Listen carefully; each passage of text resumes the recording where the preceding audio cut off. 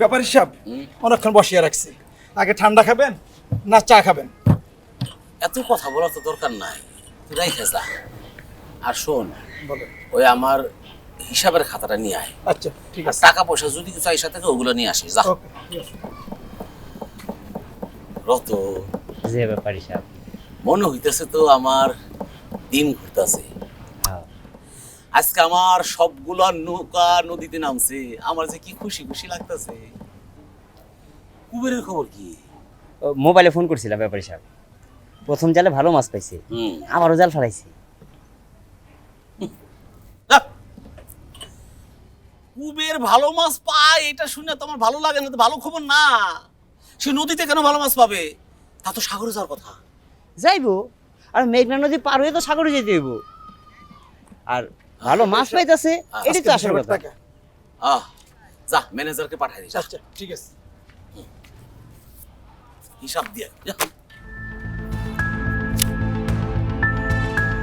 মাছ আসতেছে টাকা পাইতেছি, মাছ আসতেছে টাকা পাইতেছি। আরে টাকা রে টাকা, এত টাকা। এরো তো এই এত টাকা দিয়ে আমি কি করব? দিলে যদি সুখ না থাকে। এই টাকা তো তেজপাতা মনে হয় রে, তেজপাতা।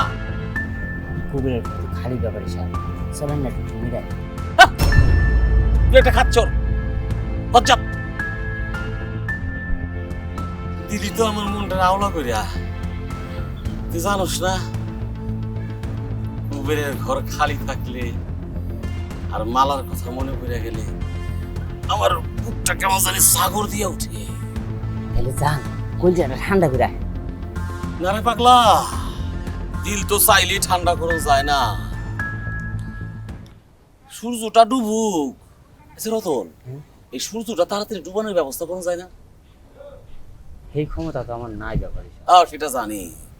সূর্যটা ডুবুক, রাতটা বাড়ুক, তারপরে টাকার হিসাব শেষ কইরা ঘরে যামু, নতুন জামা কাপড় পরুম, একটু সেন্ট মাখুম, আতর মাখুম, তারপরে সোজা চলে যাব কুবেরের বাড়িতে, মালার কাছে। মালা, তুমি জাদুকর, কেমন জাদুকর! আমরা আওলাইলাম তো।